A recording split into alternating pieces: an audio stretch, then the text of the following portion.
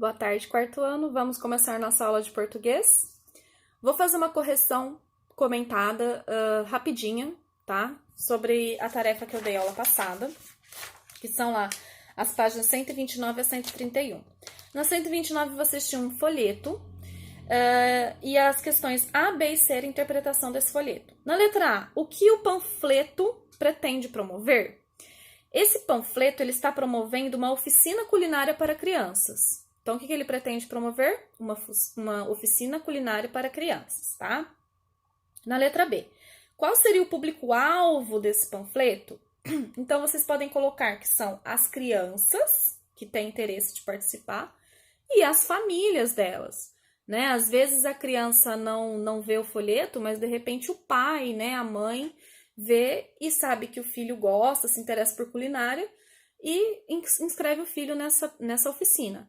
Tá bom? Então, ele é destinado para as famílias das crianças que têm esse dom, que querem cozinhar, e para as crianças, né? De repente, uma criança está passeando no shopping, recebe um panfleto desse, ela vai despertar esse interesse, tá?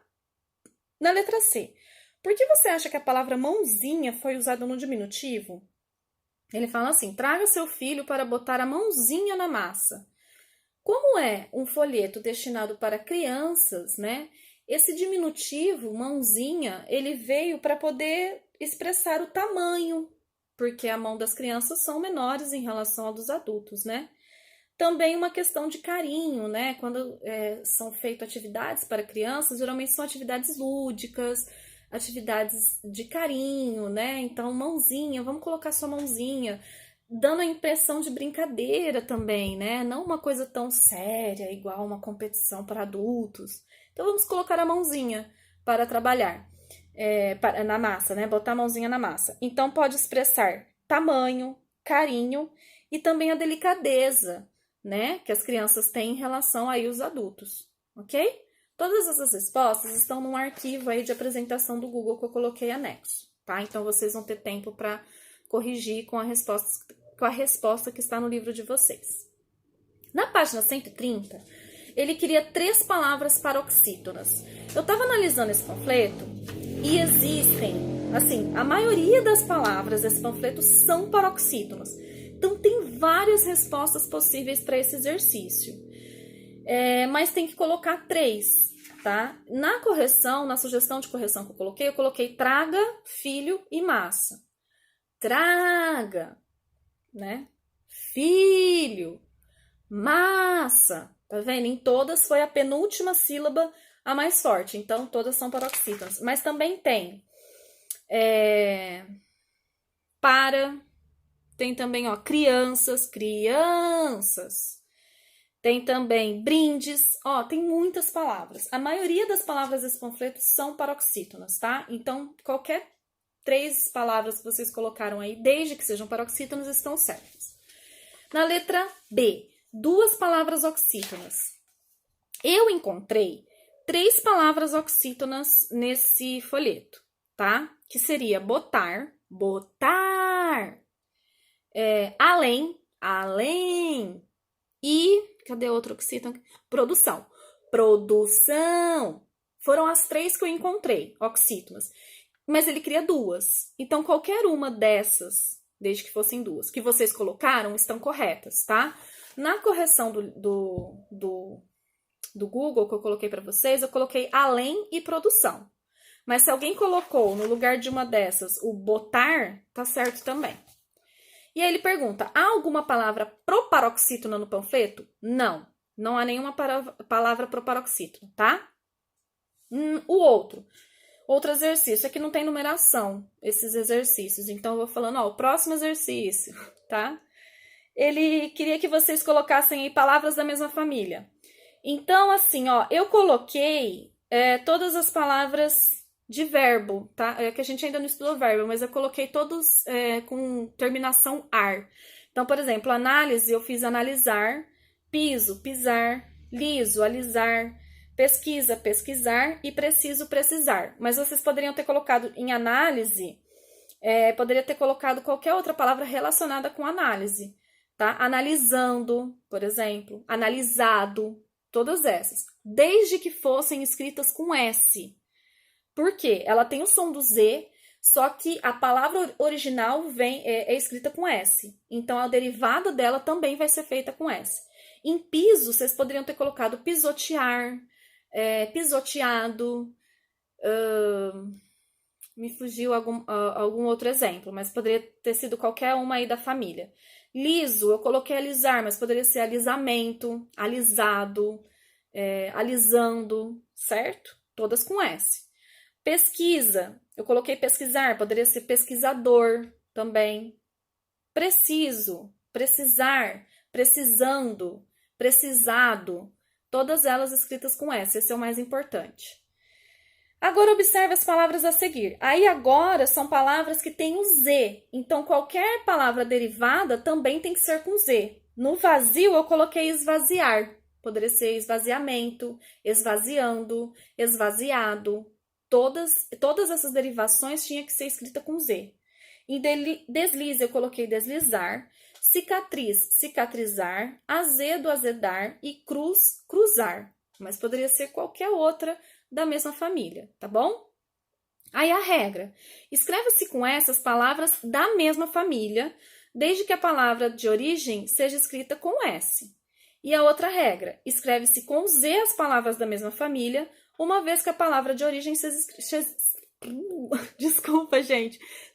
escrita com Z, ok? Agora, vocês tinham que completar as frases aí com as corretas. Todas elas tinham um ditongo. E uma regra é essa. A gente usa o S depois de ditongo. Então, pausa. Vai ficar o pausa na letra A. Na letra B, aplausos com S.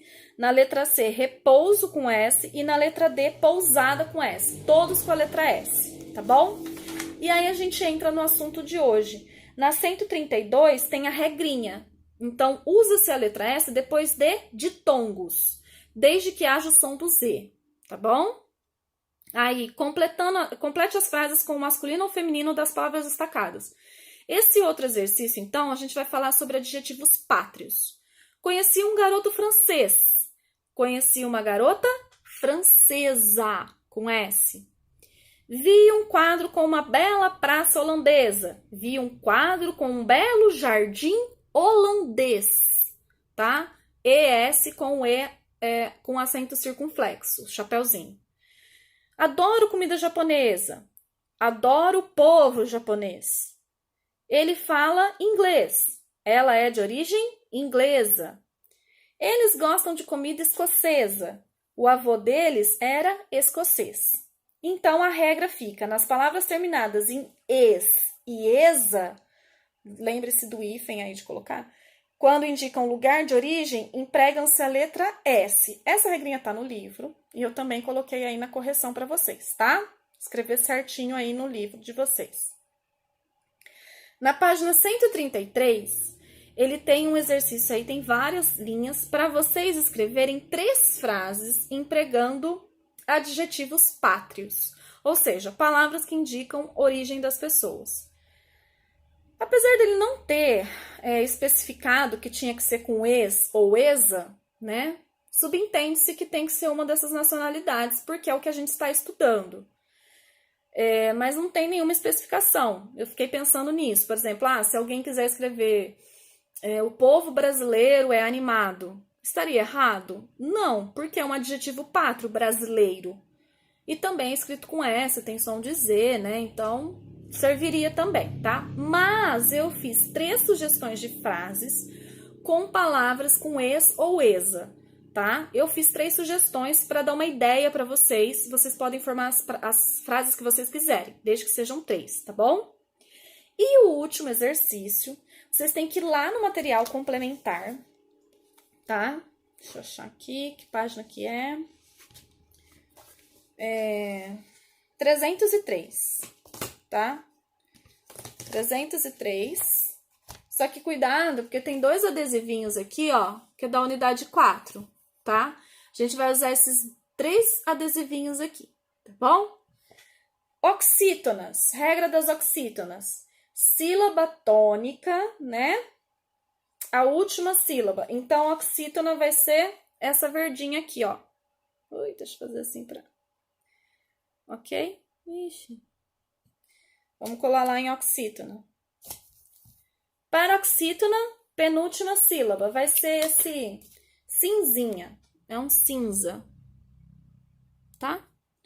Cola lá em paroxítonas, penúltima sílaba é a tônica. E proparoxítona, a antepenúltima é um azul claro, esse azulzinho. Acho que na filmagem não dá pra ver direito, mas vocês vão conseguir. Então, é na página 303 que estão esses adesivos, tá? E aí vai ficar assim, tá? Ó, dessa forma.